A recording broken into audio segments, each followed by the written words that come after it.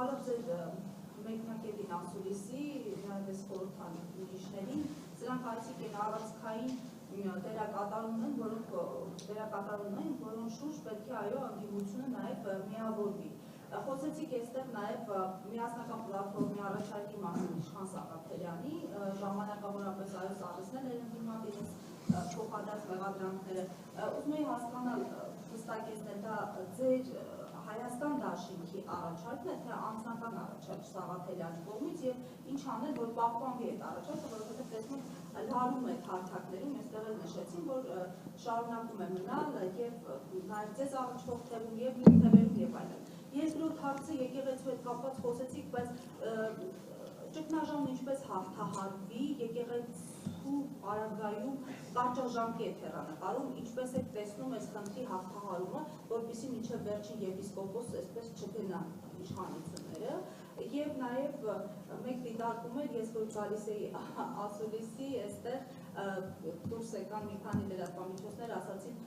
իրենց չեն ներգրավել, ինչ-որ պատճառ կա, որ իրենք չեն կարողանում հնարավորություն ունեն։ Հասկացա։ Որտեղ տեսա դժգոհություն կա նաև հրապարակային։ Հասկացա, նայեք, Իշխան Սաղաթելյանի առաջարկը մենք քննարկել ենք։ Դա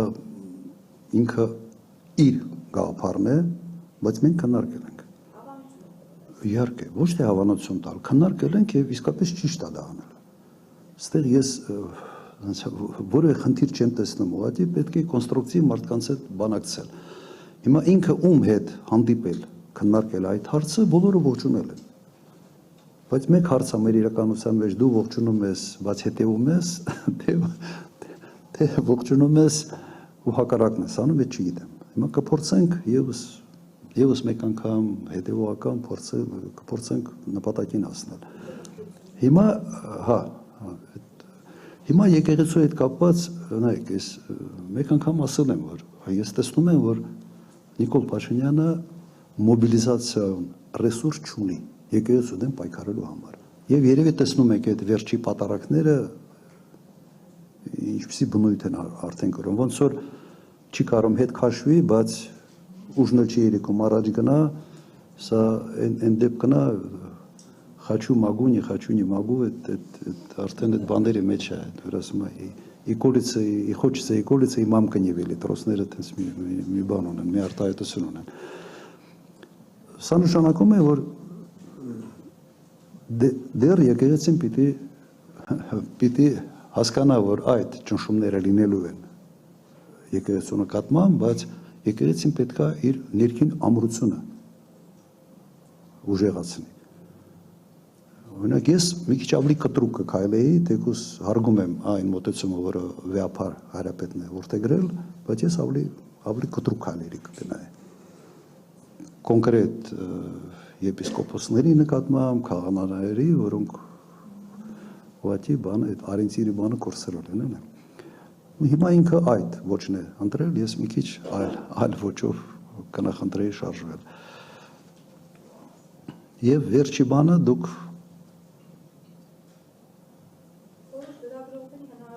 հիմա նայեք, մեկ մամուլի ասուլիս ես ունեցա, ավելի առաջ էր, 50-ից ավել լրատվամիջոցեր։ Պրոբլեմ էր իսկապես։ Վերջում խոշտանգում էր ուրիշ ձևի արդեն։ Վերջի մամուլի ասուլիսի ժամանակ ես առաջարկեցի մոտավորապես 30-ը չանցնել, որ մենք 2-2.5 ժամվա ընթացքում ավարտենք։ Այստեղ հարցը առաջանում ընտրության։ Հիմա կարամ ձեր հետ խորհրդակցեմ, ինչն է ավելի լավ, լրատվամիջոց կանչել, հրավիրել, բայց հնարավորություն չտալ հարց տալու, ավելի վատ է, չէ՞ սա։ Հիմա մենք նման ընտրության առջև ենք կանգնած եղել։ Կանչել, բայց այն գլխից մի 10-15 հոգի կարող են հարցի հնարավորություն չստանալ, թե բոլորին այդ հարց տալու հնարավորությունը տալ։ Ինչ հասկացաք,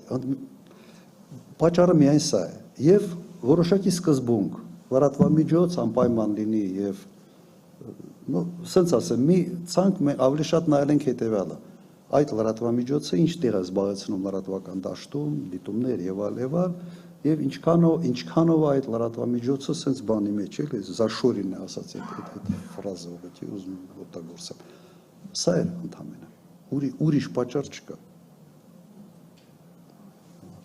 Ինձ իմիջիալոց մեր թիմում ասում էին, որ ում չհրավիրենք նեղանալու։ Ես ասում եմ, իսկ եթե հրավիրենք հարց չտա, ավելի շատ են նեղանալու, թե ավելի քիչ։ Ասաց ավելի քիչ։